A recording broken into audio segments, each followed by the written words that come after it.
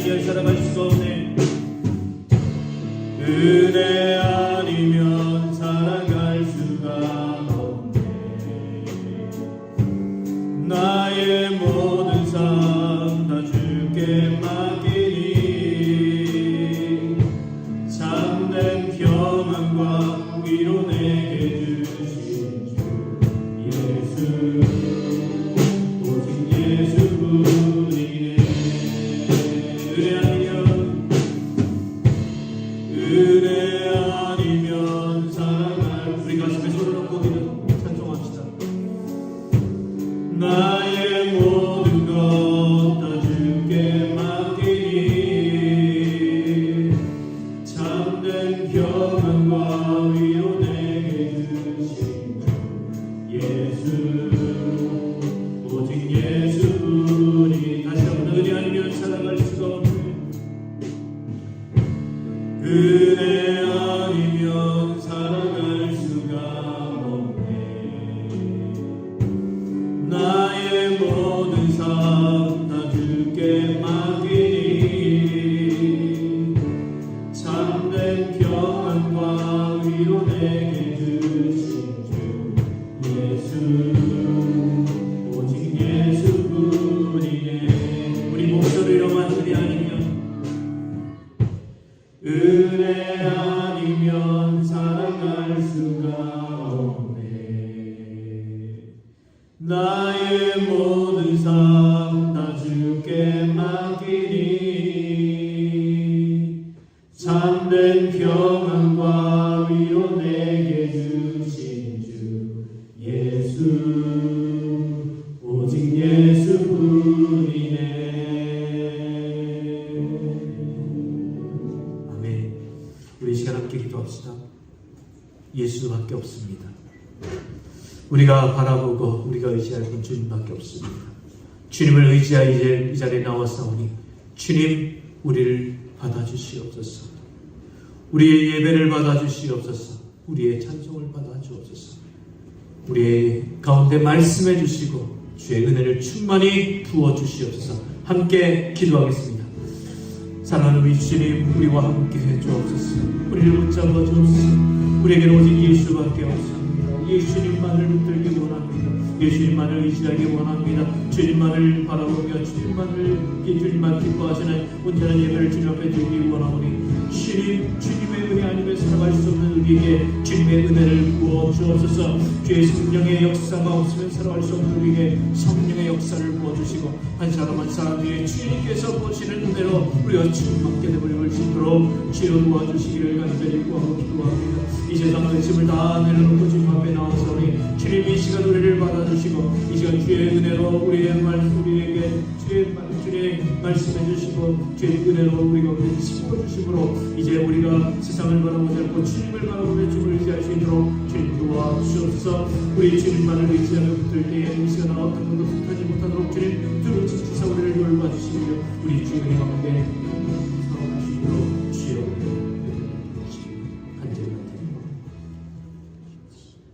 아버지께 참되게 예배하는 자들은 영과 진리로 예배할 때가 오나니 곧 이때라.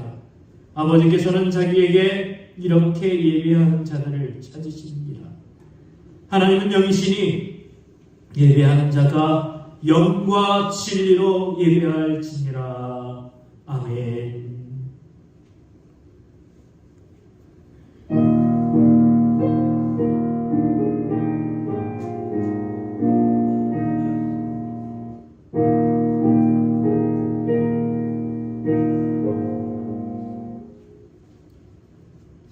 전능하사 천지를 만드신 하나님 아버지를 내가 믿사오며 그 외아들 우리 주 예수 그리스도를 믿사오니 이는 성령으로 잉태하사 동정녀 마리아에게 나시고 본디오 빌라도에게 고난을 받으사 십자가에 못 박혀 죽으시고 장사한 지 사흘 만에 죽은 자 가운데서 다시 살아나시며 하늘에 오르사 전능하신 하나님 우편에 앉아 계시다가 저리로서 산자와 죽은 자를 심판하러 오시리라. 성령을 믿사오며 거룩한 공회와 성도가 서로 교통하는 것과 죄를 사하여 주시는 것과 몸이 다시 사는 것과 영원히 사는 것을 믿사옵나이다. 아멘.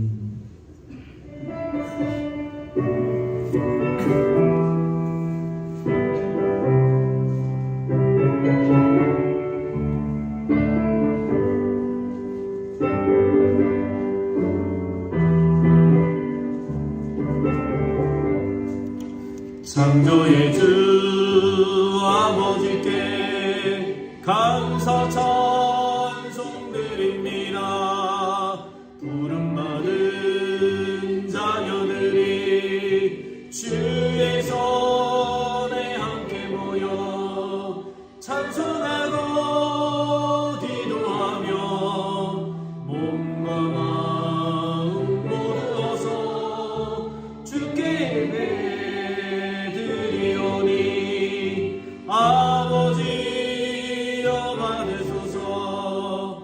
은혜의 주 구세주여 용서하여 주옵소서.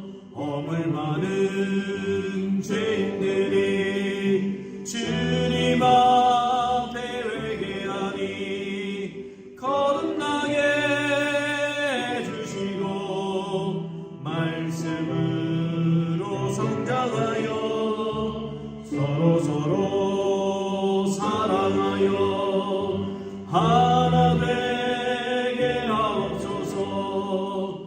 능력의 주 성령이여 새 마음을 주옵소서. 구원받은 성도들이 주의 성령 충만하여 분부하신 주의 복음 땅끝까지 전파하여 하늘나라 세우도록 능력으로 이끄소서. 아멘. 참회기도 시간입니다. 이 시간 우리의 죄악을 하나님 앞에 내어놓고 회개 기도하겠습니다.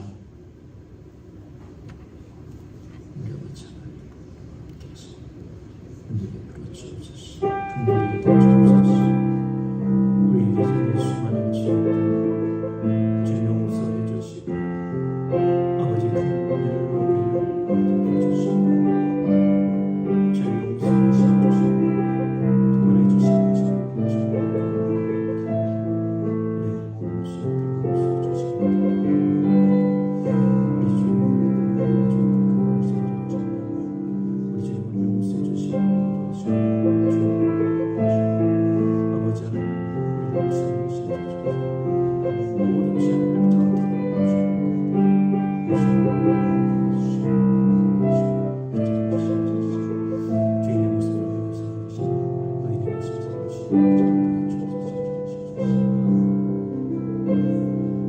악인은 그 길을 불의한 자는 그 생각을 버리고 여호와께로 돌아오라.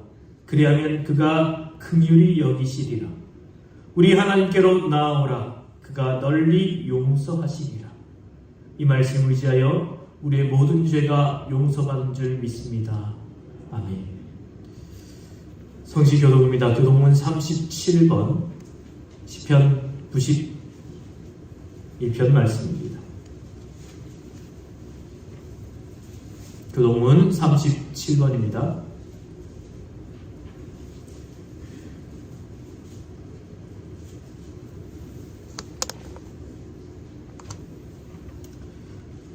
지존자의 은밀한 곳에 거주하며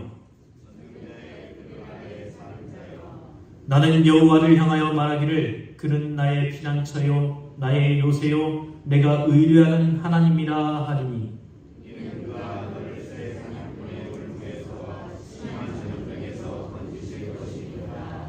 그가 너를 그의 깃으로 덮으시리니 내가 그의 날개 아래에 피하리로다. 천명이 내 왼쪽에서 만명이 내 오른쪽에서 엎드러지나 그가 너를 위하여 그의 천사들을 명령하사 하나님이 이르시되 그가 나를 사랑한즉 내가 그를 건지리라. 그가 내 이름을 안즉 내가 그를 높이리라. 아멘.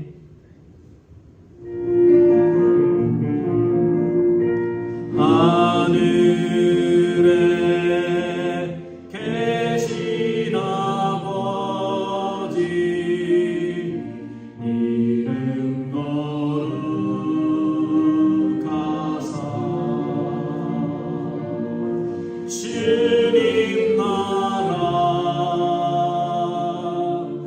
임하시고 뜻이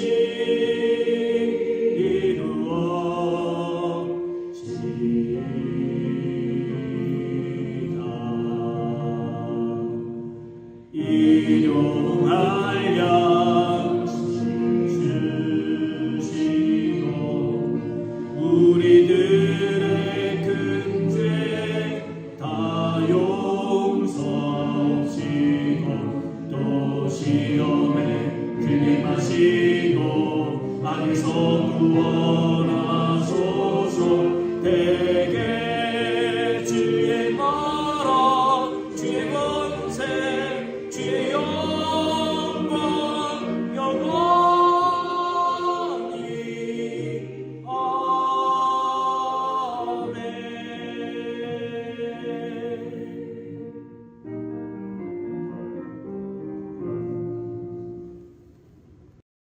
아멘. 사랑합니다. 주님 사랑해서 주님과 함께하고 싶고 이렇게 주님 자리에 나온 사랑하는 주님의 백성들, 우리 주님이 만나 주옵소서, 만져 주옵소서. 이 시간 우리 주님의 사랑하는 백성들을 복내려 주옵소서.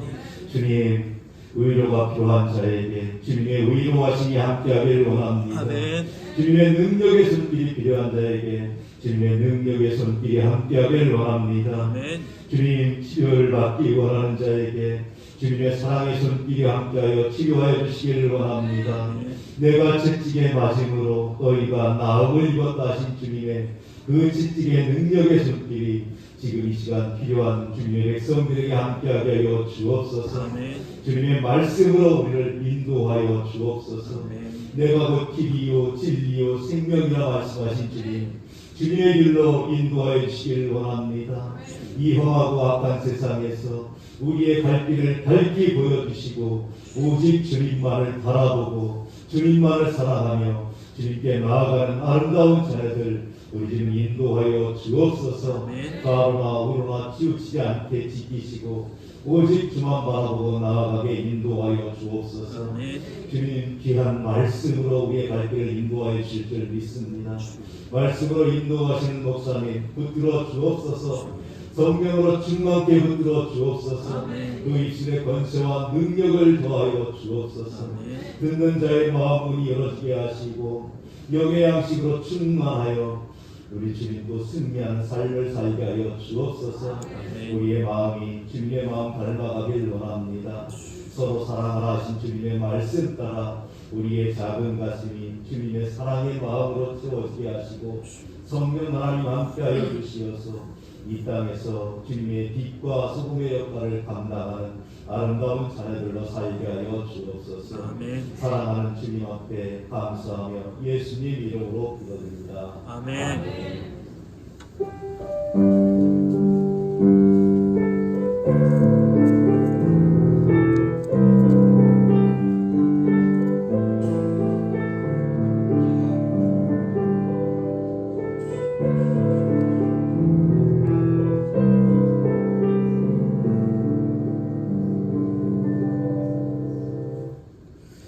오늘 우리에게 주시는 하나님의 말씀은 사도행전 13장 42절에서 52절의 말씀입니다.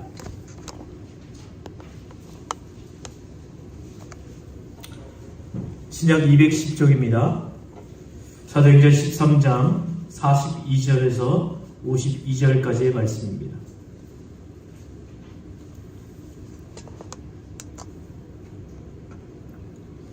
이 말씀 우리 교독으로 공독하겠습니다.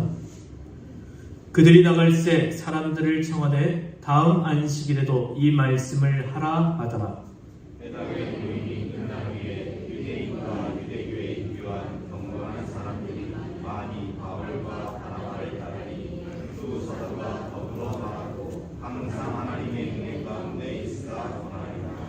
그 다음 안식일에는 온 심이 거의 다 하나님의 말씀을 듣고자 하여 모이니 유대인들이 그 무리를 보고 시기가 다급하여 바울이 말한 것을 반박하고 비방하거늘 바울과 바나바가 담대히 말하여 이르되 하나님의 말씀을 마땅히 먼저 너희에게 전할 것이로되 너희가 그것을 버리고 영생을 얻기에 합당하지 않은 자로 자처하기로 우리가 이방인에게로 향하노라. 주께서 이같이 우리에게 명하시되 내가 너를 이방인 릇으로 삼아 너로 땅 끝까지 구원하게 하리라 하셨느니라 하니 이방인들이 듣고 기뻐하여 하나님의 말씀을 찬송하며 영생을 주시기로 작정된 자는 다 믿더라. 주의 말씀이 그 사람의 두루 퍼지니라. 이에 유대인들이 경건한 부인들과 그 신의 유력자들을 선동하여 바울과 바나바를 박해하게 하여 그 지역에서 쫓아내니 두 사람이 그를 향하여 발에 기도를 떠버리고 이곳 영목하거늘 같이 읽습니다. 제자들은 기쁨과 성령이 충만하니라. 아멘. 할렐루야. 우리 서로 인사합시다. 사랑합니다. 축복합니다.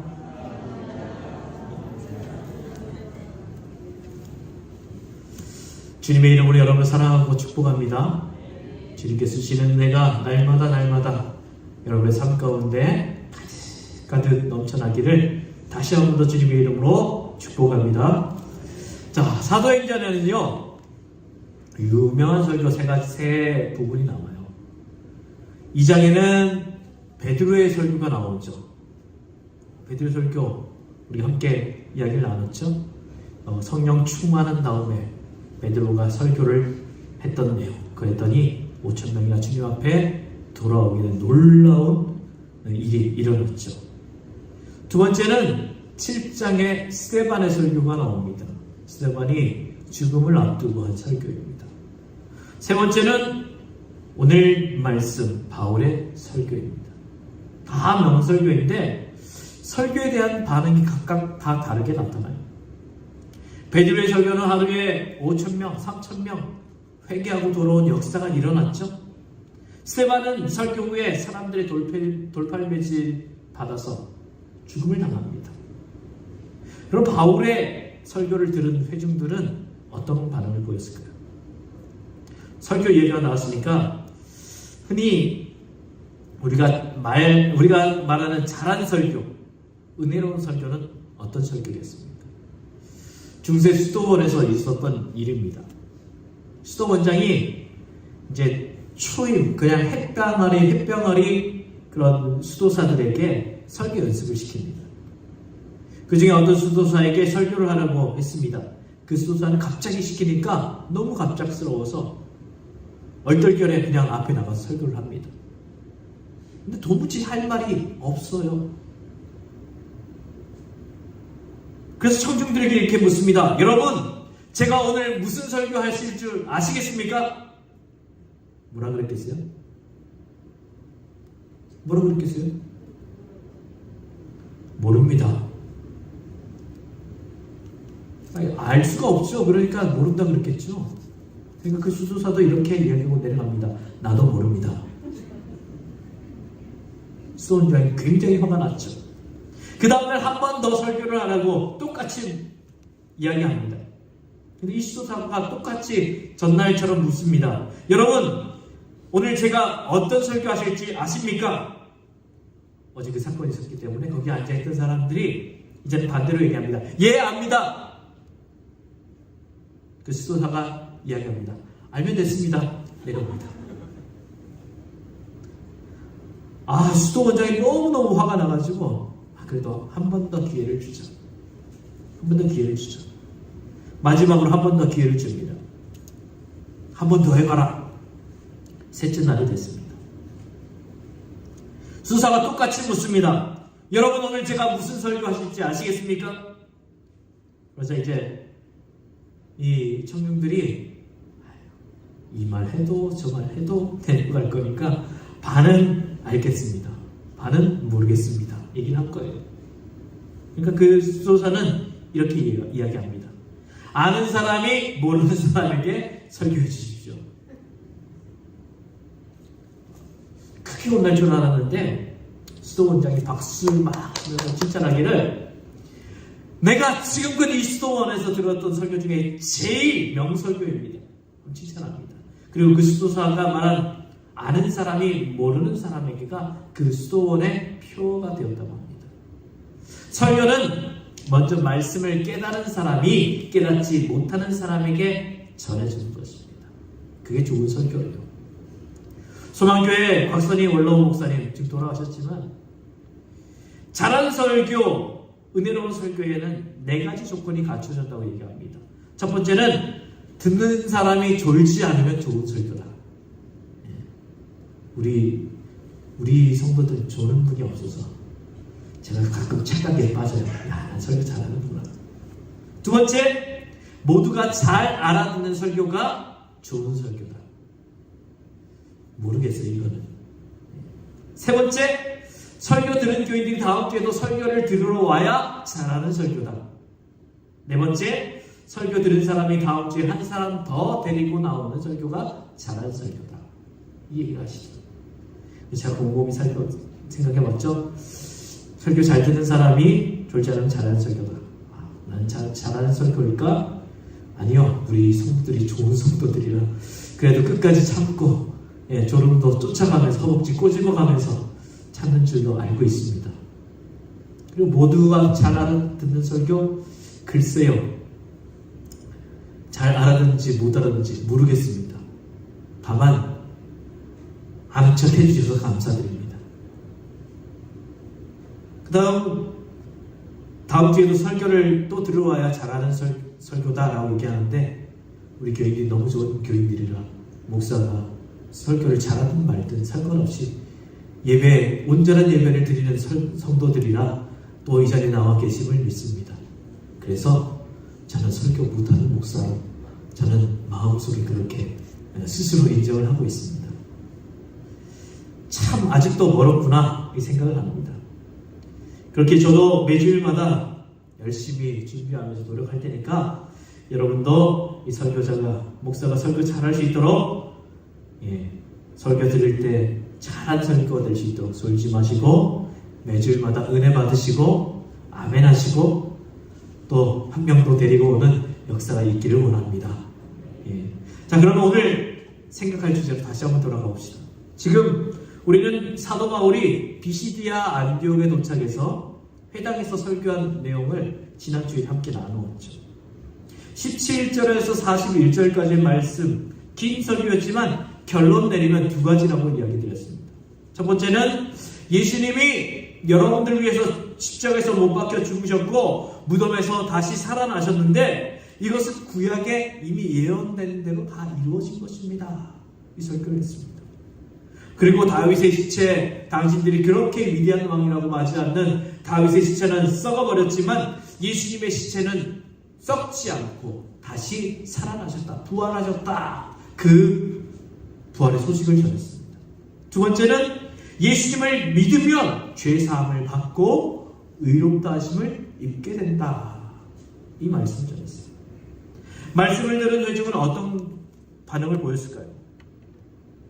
궁금하지 않습니까? 하지만 반을 살펴보기 전에 그 설교 들은 사람들이 어떤 사람들이었는지 한번 봅시다. 자, 비시디아 안디옥 회당에 있던 사람들에 대해서 알려면 비시디아 안디옥의 역사를 좀 알 필요가 있습니다. 비시디아 안디옥은 주전 6세기에 로마의 식민지가 되었습니다. 로마의 식민지가 된 다음에 헬라 사람, 그리스 문화의 사람들, 로마 사람들, 유대 사람들 이렇게 세 부류의 사람들이 함께 모여서 어울려 사는 그런 도시였습니다. 그들은 나름대로 자랑하는 것들이 다 있었어요. 로마 사람들은요, 정치를 자랑했어요. 로마가 전 세계를 지배하고 있으니까 그렇게 자랑하는 것이 당연하죠. 헬라 사람들, 그리스 사람들은요, 문화를 자랑합니다. 헬레니즘 문화. 찬란하죠. 조각 같은 거, 그림 같은 거 보면 얼마나 멋져요. 그러니까 그 사람들은 문화를 자랑합니다. 또 헬라 철학이 유명하죠. 토론하고 그것에 대해서 막 깊이 고민하고 이런 것들이 굉장히 유명했습니다. 유대 사람들은 무엇을 자랑했을까요? 유대 사람들은 종교를 자랑합니다. 당시 로마 사람들이나 헬라 사람들은 우상을 숭배했습니다. 우상을 섬긴 나머지 도덕적으로는 타락합니다. 특히 성생활이 엉망이 되어버렸습니다. 성생활이 엉망이면 누가 손해를 봅니까? 여성들이 손해를 봅니다. 그러니까 헬라 문화, 로마 문화에 살고 있던 여성들 가운데 그 종교를 유대교로 개종하는 사람들이 많이 생기게 됐어요. 바울이 회당에서 설교를 할 때도 이미 비시디아 안디옥에는 그런 사람들이 많았습니다. 바울은 설교를 시작하면서 회중들을 파악해서 회중들을 둘로 나눠놓고 설교를 합니다. 무리를 아예 나눴다는 얘기가 아니라 대상을 그렇게 나눴다는 얘기예요. 16절에 그래서 바울은 일어나서 손을 흔들며 말하였다. 이스라엘 동포 여러분, 그리고 하나님을 두려워하는 사람들이여, 내 말을 들으십시오. 여기서 이스라엘 사람들은 이방 지역에 흩어져 사는 유대인 교포들을 얘기를 합니다. 하나님을 경외하는 사람들은 이방 사람들인데 유대교로 개종한 사람들을 얘기를 해요. 그런데 여러분, 이들에게 설교하는 바울이 어떤 사람인지 한번 생각해 보세요. 그 배경을 한번 보십시오. 바울은 이방 지역에서 태어난 정통 유대인입니다. 사도 바울은요, 길리기아 다소라는 곳에서 출생을 했습니다. 그리고 그는 로마 시민권을 가진 사람이었습니다. 그러니까 이방인의 마음을 누구보다도 잘 아는 사람이었습니다. 이것을 보면서 알 수 있는 것은 우리가 우연이라고 생각하는 것이 이미 하나님은 오래전부터 계획하고 준비하셔서 그 바울을 사용하신다는 거예요. 오늘 저와 여러분도 분명히 알 것은 나의 경험, 나의 삶, 나의 직장생활, 학업, 나의 경제력, 모든 것은 하나님께서 나를 사용하시기 위한 준비였음을 믿으시기 바랍니다. 중요한 것은 그 모든 것을 가지고 지금 내가 주님께 쓰임 받느냐, 아니면 그것을 거부하고 있느냐, 그것이 문제죠. 자, 그럼 다음 본문으로 가서 42절에서 43절을 보십시오. 세 번역을 읽어드립니다. 그들이 회당에서 나올 때 사람들은 다음 안식일에도 이런 말씀을 해달라고 청하였다. 회중이 흩어진 후에도 유대 사람들과 경건한 개종자들이 바울과 바나바를 많이 따랐다. 바울과 바나바는 그들에게 말을 걸면서 늘 하나님의 은혜에 머물러 있으라고 권하였다. 자, 바울이 회당에서 설교를 했는데요, 그 사람들이 다음날 안식일에도 설교를 해달라고 요청을 한 겁니다. 설교 끝났는데 이렇게 얘기하는 겁니다. 앵콜. 그리고 43절에 유대 사람들과 경건한 개종자들이, 이 말씀에서 유대인 교포를 말한다고 했죠. 유대교에 입교한 경건한 사람들, 이방 사람들이지만 유대교로 개종한 사람들, 맞죠? 이들이 바울의 설교가 끝난 후에도 바울과 바나바 주의를 떠날 줄을 몰라요. 무슨 뜻입니까? 말씀이 좋았다는 얘기예요. 말씀에 감동받았다는 이야기입니다. 여러분, 복음이라는 것이 이런 것입니다. 복음은 한 번 듣고 끝나는 것이 아니라 똑같은 말씀이지만 자꾸 듣고 싶어지는 거예요. 복음은 들어도 좋은 것입니다. 우리가 밥 30년, 40년 먹어서 질렸다고 밥 안 먹습니까? 밥 안 먹어요. 여러분, 어제 밥 먹었으니까 오늘 밥 안 먹습니까? 또 먹어야죠. 복음도 그런 것이에요. 설교를 들은 회중들이 예수 그리스도의 복음을 듣고 너무너무 좋으니까 바울을 떠나지 않아요. 이미 바울과 바나바가 살고 있는 묵고 있는 그 집까지 갔다고 봅니다. 거기까지 가서 복음을 더 말하였다고 합니다. 그리고 바울은 그들에게 항상 하나님의 은혜 가운데 있으라 권면의 말씀을 주죠. 이렇게 첫 번째 설교의 반응이 뜨겁게 나타났습니다. 저는 이렇게 말씀을 듣고 싶어하는 열정이 여러분에게도 있기를 원합니다. 오늘 설교를 듣고 다음 주일 설교는 또 어떨까요? 또 그 다음 주에는 어떤 은혜를 주실까 설레하며 기대할 수 있기를 바랍니다. 제가요, 고등학생 2학년 때 고등부 회장을 했는데, 그때 이 수련회를 다녀온 다음에 얼마나 은혜를 받았는지 몰라요. 그때 특징이 뭐냐면요, 막 교회 가는 게 기대가 돼요. 사람 만나는 게 기대가 되는 게 아니고요, 전사님 오늘은 무슨 말씀을 하실까? 아멘, 아멘 하고 그 다음 주에 또 무슨 말씀 하실까? 그때부터 막 설레기 시작하는 거예요. 한 주간 그렇게 살아요. 물론 그게 오래 가지는 않았어요. 하지만 그런 뜨거움이 있어야 된다는 것입니다.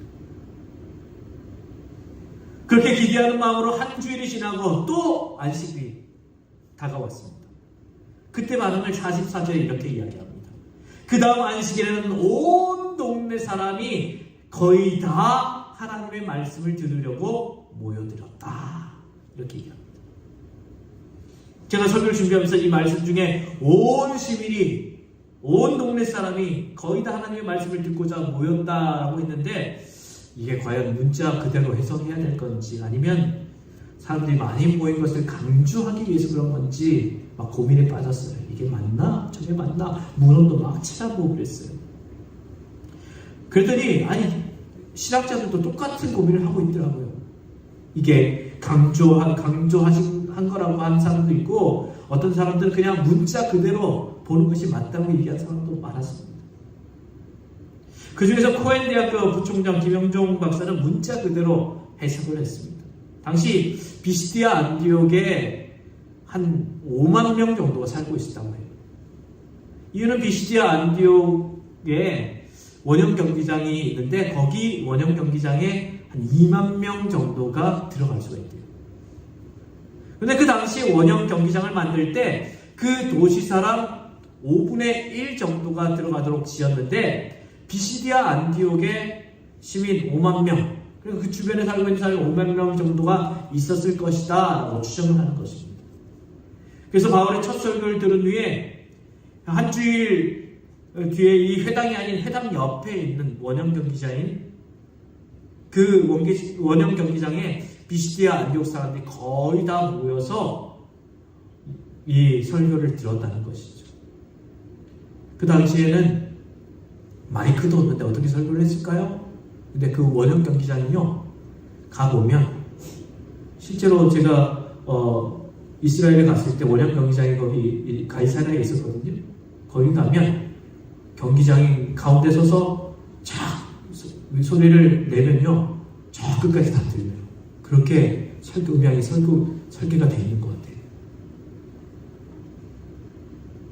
여러분, 한 비시디아 안디옥 시민이 거의 다 왔다고 했으니까 한 4만 명 넘지 않았을까요?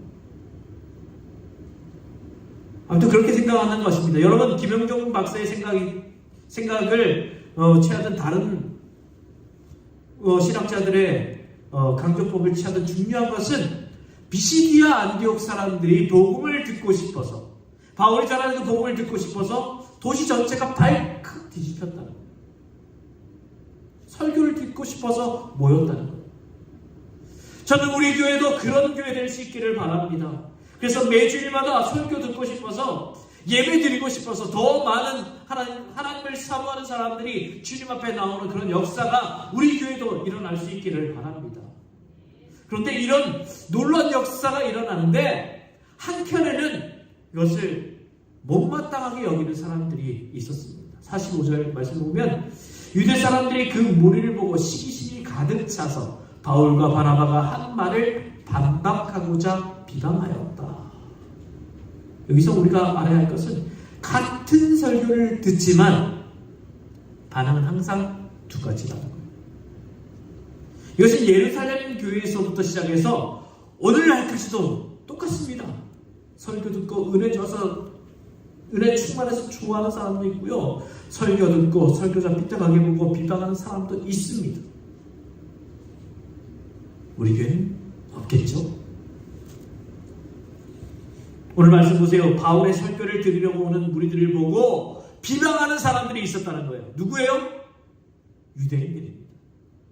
왜요? 시기 질투가 났기 때문에. 물론 그들의 입장으로 가면 시기 질투가 난 이유 충분히 이해할 수 있습니다. 두 가지겠죠. 첫 번째, 유대인들은 종교에 대해서 유대교가 최고라고 생각합니다. 그들이 믿고 있는 유대교가 진짜라는 얘기예요. 그런데 바울이라는 사람이 나타나 예수님을 전파하자 자기네 쪽 사람들이 바울 쪽으로 훅 다 가버리는 거예요. 그러니까 시기 질투가 나죠. 두 번째로 회당 안에 개종한 유대인들이 있었지만 그들은 할례 받지 않은 사람들이었어요. 아니, 이 유대인들은요, 할례라는 걸 너무너무 중요하게 여깁니다. 왜냐하면 이것은 정결하게 하는 예식이기 때문에 이 할례 받지 않은 사람들은요, 정결하지 않은 사람들이에요. 부정한 사람들이에요. 그러니까 이 사람들하고 같이 있을 수가 없는 겁니다. 그러니까 자기들은 1등급, 너희들은 2등급 차별을 두는 겁니다. 그런데 갑자기 바울이 나타나더니 그리스도 안에는 헬라 사람이나 유대 사람이나 남자나 여자 구별이 없으며 예수 믿기만 하면 죄사함 받고 유대인이 의롭게 된다고 설교를 하니까 유대인들의 입장에서 도저히 받아들일 수 없는 얘기 아닙니까? 그러니까 시기질투가 나옵니다.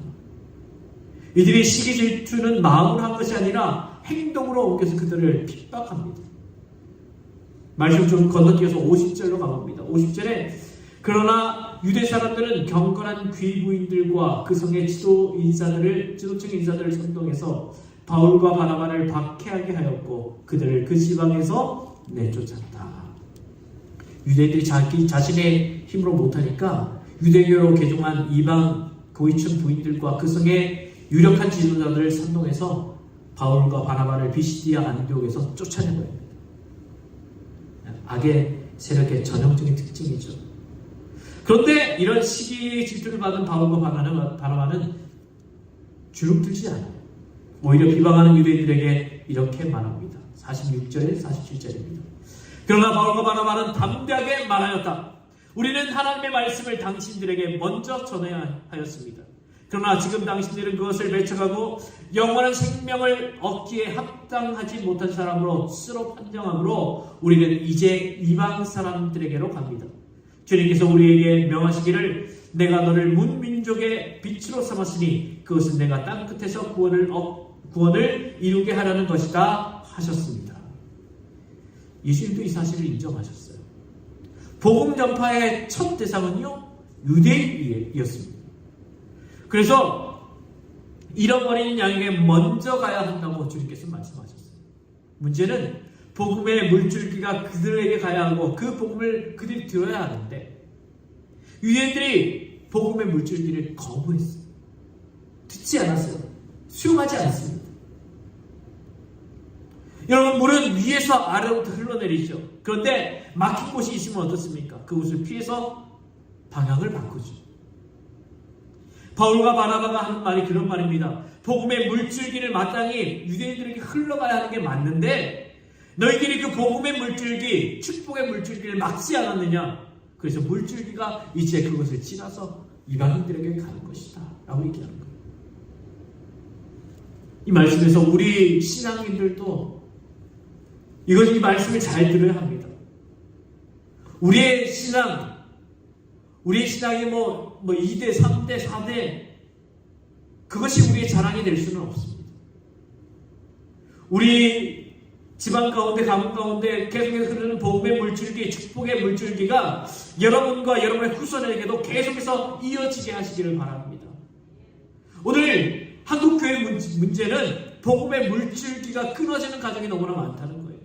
아버지가 목사요, 장로요, 중직자인데 후대에 내려가서는 복음을 수용하지 못하는 가정들이 너무나 많습니다. 기도해야 합니다. 그리고 모든 성도들은 복음의 물줄기가 우리에게 흘러오기를 기도하시고 물줄기가 올 때 그대로 수용하여 하셔서 그 복음을 누릴 수 있기를 바랍니다. 또한 그 복음의 물줄기가 우리 자녀들에게 흘러갈 때 우리 자녀들이 그 말씀을 수용할 수 있도록 내가 먼저 복음 받은 자로서, 내가 먼저 주님을 믿은 자로서 먼저 똑바로 살아야 합니다. 예수 믿는 가정 가운데 그 자녀들이 믿지 않는 경우에 대부분은요, 부모들이 똑바로 살지 않았어요. 우리가 믿음의 사람으로 똑바로 살아간다면, 우리가 믿음으로 올바르게 살아간다면 그 복음의 물줄기가 우리 자녀들에게도 올바로 내려가기를 원합니다. 바울과 바나바가 이렇게 유대인들에게 대답하자 48절에 보면 이방 사람들은 이 말을 듣고 기뻐하여 주님의 말씀을 찬양하였고 영원한 생명을 얻도록 정하신 사람들은 모두 믿게 되었다라고 얘기합니다. 이방인의 입장에서 보면 이보다 더 좋은, 이보다 더 기쁜 소식이 어디 있습니까? 아니, 복음이 유대인들에게만 전해져야 된다면 자신들에게는 그 복음을 들을 기회, 그 복음이 자신들에게 해당될 수 있는 기회가 없습니다. 그런데 아무 자격 없는 그들에게 복음이 전해졌으니 기뻐하고 그들은 하나님을 찬송했습니다. 그리고 영원한 생명을 얻도록 정하신 사람은 모두 믿게 되었다라고 이야기합니다. 이 말씀을 보면 예정설이 나와요. 예수님 영원한 생명을 얻도록 정하신 사람은 모두 믿게 된다. 이것이 예정설이죠. 그런데 믿게 될 사람이 정해져 있다는 얘기가 아니고요. 우리가 착각하기 쉽습니다. 예정설은 예수 믿을 사람, 구원받을 사람이 정해져 있다는 얘기가 아닙니다. 우리가 그것을 오해하고 있는데요. 우리 모든 사람이 구원받기로 정해져 있었고, 그런데 그 정해진 예정을 누구에게 이루어주시느냐? 예수 믿는 사람에게 이루어주신다는 거예요. 그래서 영원한 생명을 얻도록 정하신 사람이 모두 믿게 되는 은혜가 있는 것이죠. 그리고 마지막 남은 두 절은 쫓겨나는 바울과 바나바의 행동, 그 마음 상태를 말합니다. 51절, 52절입니다. 그래서 바울과 바나바는 그들에게 발의 먼지를 떨어버리고 이고니온으로 갔다. 제자들은 기쁨과 성령으로 가득 차 있었다. 바울이 핍박하는 자들을 향해서 발의 티끌을 떨어버렸다라고 했는데, 이것은 예수님이 누가복음 10장에서 70인 전도대를 파송하면서 복음을 전하다가 받지 않거든 신발의 먼지를 떨어버리고 이 구절이 나왔어요. 그 말씀대로 가르친 대로 한 것이죠. 미련을 버리라는 얘기입니다. 여기에는 더 이상 복음을 받을 자가 없다. 미련하게 거기에 앉아서 핍박받고 눈총 받지 말고 시간 뺏기지 말고 다른 곳으로 와서 복음 전하는 얘기예요. 그래서 그들은 이고니온으로 선교지를 옮깁니다. 말씀을 보면 핍박으로 선교지를 옮기는 바울과 바나바의 마음 상태에는 기쁨이 충만하고 성령이 충만하더라. 이렇게 이야기하고 있습니다. 이것이 예수 제대로 믿은 사람의 모습입니다. 그 마음입니다. 저는 우리 모든 성도들의 마음에 항상 기쁨이 충만하고 성령이 충만할 수 있기를 바랍니다. 자, 어떻습니까? 바울과 바나바. 자, 바울이 설교한 그 설교에 대한 반응과 결과가 너무 놀랍죠. 피시디아 안디옥이 복음 안에서 변화되었습니다. 이것이 복음의 능력이고 이것이 설교의 말씀의 결과입니다. 오늘 우리 교회에도 이 복음의 역사, 이 말씀의 역사가 역사하는 기도가, 그런 교회가 되도록 기도하고 기대하면서 살아가는 우리 모두가 될 수 있기를 주님의 이름으로 축원합니다. 기도하겠습니다. 우리 시간 함께 기도합시다. 우리 주님, 우리 교회에도 피시디아 안디옥 그곳에 임하셨던 하나님의 은혜, 성령의 역사를 허락해 주시고 우리 교회도 복음의 역사, 말씀의 역사가 나타날 수 있도록 도와주옵소서. 우리가 바울과 바나바와 같이 우리의 이웃들에게, 세상 사람들에게 복음을 전하게 해주시고 그 복음을 받아들인 하나님의 사람들로 우리 교회를 채워주시옵소서. 함께 주님의 이름을 부르며 기도합니다. 주여, 할렐루야. 풍성하신 아버지 하나님, 우리와 함께 하시며 우리의 문정을 수행해 주시기를 간절히 구하고 기도합니다. 살아 역사하시는 우리 주님, 주님의 은혜가 우리 가운데 있어 우리가 주의 말씀을 붙잡고 주의 은혜 가운데 살아갈 수 있도록 주님 도와주시옵소서. 바울이 설교했을 때 그 놀라운 그 설교의 반응으로 놀라운 역사가 일어났듯이 아버지 하나님, 우리 교회도 성령의 역사가 나타나, 말씀의 역사가 나타나 우리 교회도 이 바울이 전한 그곳에 그 피시디 안디옥의 역사가 우리 가운데 나타날 수 있도록 도와주옵소서. 아버지 하나님, 자꾸 듣고 싶어지며 그 복음을 들을 때에 그 복음에 대한 반응으로서 우리 성도들이 함께 주의 이름 가운데로 모일 수 있도록 도와주시고, 더 사모하며 더 주의 이름을 부를 수 있도록 도와주옵소서. 또한 아버지 하나님, 주의 이 복음을 전하여 아버지 하나님의 이 말씀 가운데로, 또 은혜 가운데로, 성령의 은혜 가운데로 나올 수 있는 하나님의 사람들이 날마다 더해질 수 있도록 도와주시고, 성령께서 우리 각 사람 위에 보시는 은혜를 우리에게 주실 때에 그 은혜를 온전히 받아들일 수 있는 우리가 될 수 있도록 도와주시옵소서. 또한 아버지 하나님, 우리가 살고 있는 우리의 이 삶 가운데, 또 우리의 가정 가운데, 우리의 자녀들 가운데 주의 은혜를 날마다 아버지 선하며 살아갈 수 있도록 주님 인도해 주시고 붙잡아 주시옵소서. 함께 해주시옵소서. 살아계신 우리 주님, 바울이 설교함으로 그 놀라운 반응들이 오늘 말씀을 통해 나타납니다. 피시디아 안디옥에 나타났던 그 놀라운 반응들이 오늘 우리의 반응이 될 수 있도록 도와주옵소서. 성령께서 우리와 함께 하시며 성령의 은혜를 부어주실 때에 우리 모두가 성령 충만할 수 있도록 도와주시고, 또 말씀을 전할 수 있도록 도와주옵소서. 그 말씀을 듣고 하나님 앞에 나오는 하나님의 사람들이 날마다 더해지는 은혜를 더해주시고, 우리 모든 성도들이 주 안에 이 기쁨과 감사를 누리며 감격을 누리며 살아갈 수 있도록 도와주옵소서. 복음의 물줄기를 부어주실 때 그 은혜를 온전히 받아 누리는 우리 성도들 될 수 있도록 도와주시고, 그 가정마다 아버지 우리 자녀들 한 사람 한 사람마다 주의 은혜와 복음을 온전히 누리는 하나님의 사람들 다 되게 은혜를 베풀어 주옵소서. 감사드리며 예수님 이름으로 기도하옵나이다. 아멘.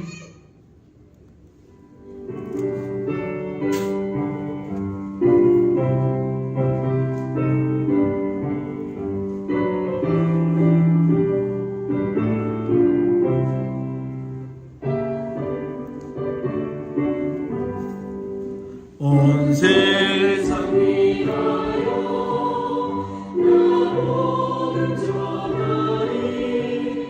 온 백성 모두 나와서 주 말씀 들으라. 죄 중에 빠져서 헤매는 자들아, 주님의 음성 듣고서 너 구원받으라. 전하고 기도해 매일 증인 되리라. 세상 모든 사람 다 듣고 그 사랑 알도록 온 세상 위하여 이 복음 전하리. 저 죄인에게 하고서 주 예수 믿으라. 이 세상 구하려 주 돌아가신 것 나 증거하지 않으면 그 사람 모르니. 전하고 기도해 매일 증인 되리라. 세상 모든 사람 다 듣고 그 사랑 알도록 온 세상 위하여 주의 임하니. 주 예수 이름 힘입어 이 복음 전하자.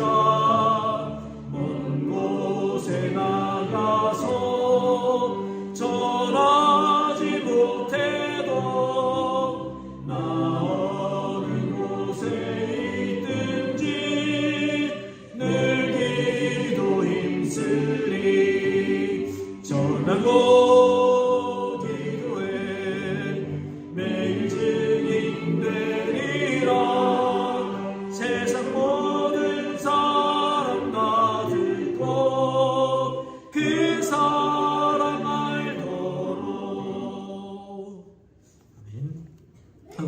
감사드립니다. 우리에게 복음을 주셔서 우리가 먼저 예수 믿고 구원 가운데 거하게 해주셔서 감사합니다. 이 감격을, 이 은혜를 날마다 체험하며 경험하며 살아가는 우리, 또한 이 말씀을 전할 수 있는 사명도 허락해 주시니 감사합니다. 주의 사명으로 담대하게 살아가는 하나님의 백성들 다 되게 해 주옵소서. 우리에게 맡겨주신 이 모든 것들에 감사드리며 주님 앞에 예물 드리오니 주님, 우리 예물을 기뻐 받아 주옵소서. 감사함으로 드리는 우리에게 감사의 은총을 더하시고 아버지, 우리의 마음을 드리는 우리에게 이 마음의 평안을 허락해 주옵소서. 날마다 감사가 끊임없이 솟아나오는 삶이 될 수 있도록 도와주시고 그 삶 가운데는 주님의 은혜로 매일매일 기쁨이 넘쳐나게 해 주옵소서. 또한 아버지, 드리지 못한 손길에게도 동일한 은혜를 허락해 주시고 드릴 수 있는 형편과 마음을 주시옵소서.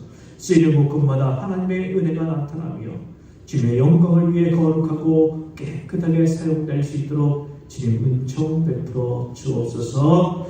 감사드리며 예수님 이름으로 기도하옵나이다. 아멘.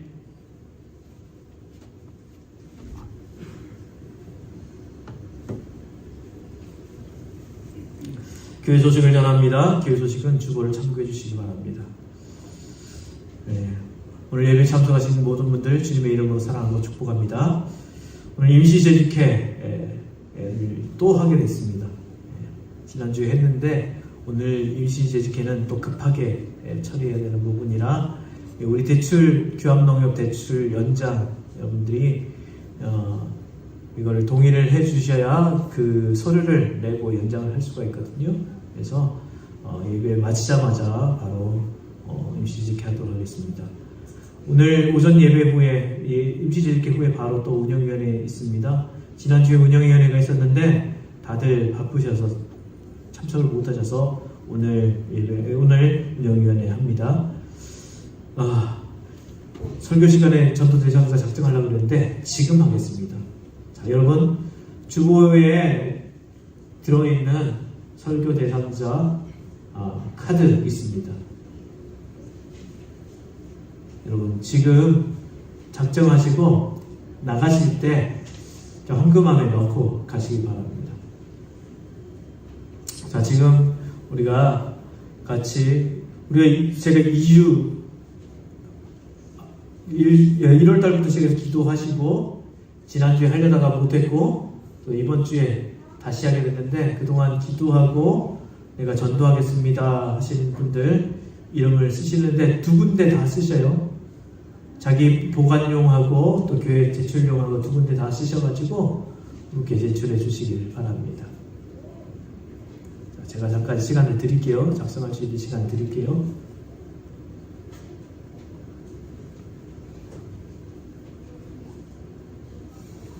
여러분 이름 쓰는 걸로 끝이 아니고요. 여러분 개인이 보관하는 것은 그냥 보관하는 것이 아니고 이 이름을 가지고 기도하는 거예요.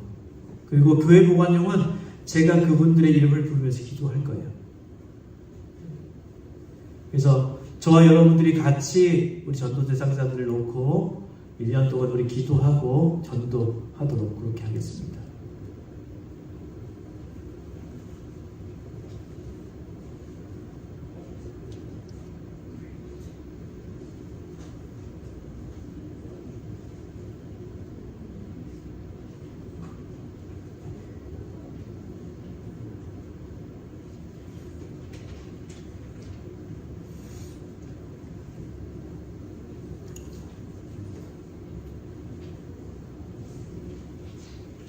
자, 여러분 적고 계시는 동안 또 다른 소식도 전하겠습니다. 오늘 오후 예배 한나회 헌신 예배로 드리겠습니다. 다음 주일 오전 예배는 새로운 예배 형식으로 드리게 됩니다. 지난 우리 1월 마지막 주에 새로운 형식으로 예배 드렸죠. 그리고 다음 주에 또 그 형식으로 예배를 드리고 우리 3월부터는 그 예배의 모습으로 바꾸려고 합니다. 여러분 다음 주 예배 기대하는 마음으로 또 기도하는 마음으로 함께 해주시길 바랍니다. 다음 우리 얼마 전에 튀르키예, 터키와 시리아에 큰 지진이 났어요. 그래서 그곳에 많은 사람들이 죽고 다치고 또 많은 이재민이 발생했습니다.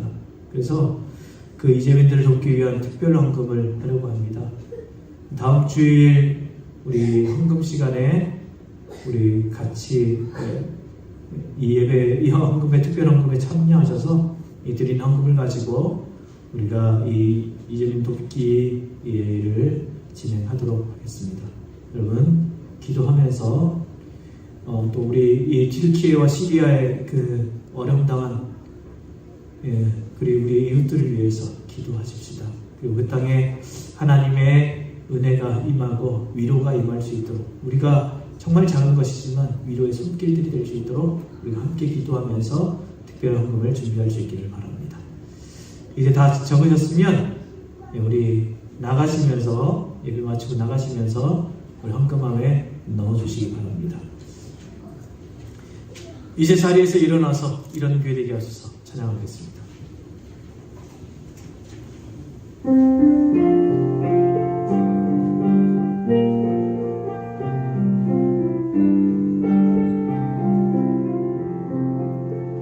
진정한 예배가 숨쉬는 교회, 주님이 주인 되시는 교회, 믿음의 기도가 쌓이는 교회, 최고의 찬양을 드리는 교회, 말씀이 살아 움직이는 교회, 성도의 사랑이 넘치는 교회, 섬김과 헌신이 기쁨이 되어 열매 맺는 아름다운 교회, 주님의 마음 닮아서 이웃을 사랑하는 교회, 주님의 영광을 위해서 빛 되신 주님 전하는 교회, 사랑의 불꽃이 활짝 피어나 날마다 사랑에 빠지는 교회, 주께서 사랑하는 우리 교회가 이런 교회 되게 하소서. 에덴 교회가 주께서 사랑하는 에덴 교회가 이런 교회 되게 하소서. 지금도 우리 구주 예수 그리스도의 은혜와 하나님 우리 아버지 우리를 지극히 사랑하심과 성령의 역사하시며 감동하시며 은혜 베푸심이 비스디아 안디옥 그 땅에 복음이 전해졌을 때 많은 사람들이 주님 앞에 나왔고 성령 충만했으며 말씀을 사모했던 것처럼 오늘 우리 에덴 교회에도 말씀으로 충만하고 성령으로 충만한 교회 되어 날마다 믿는 사람들이 더해지는 은혜가 있기를 소원하는 사랑하는 주의 백성들 머리 위에 삶의 이야기 위에 믿음의 역사 위에 영원토록 함께 하시기를 간절히 축원하옵나이다. 아멘.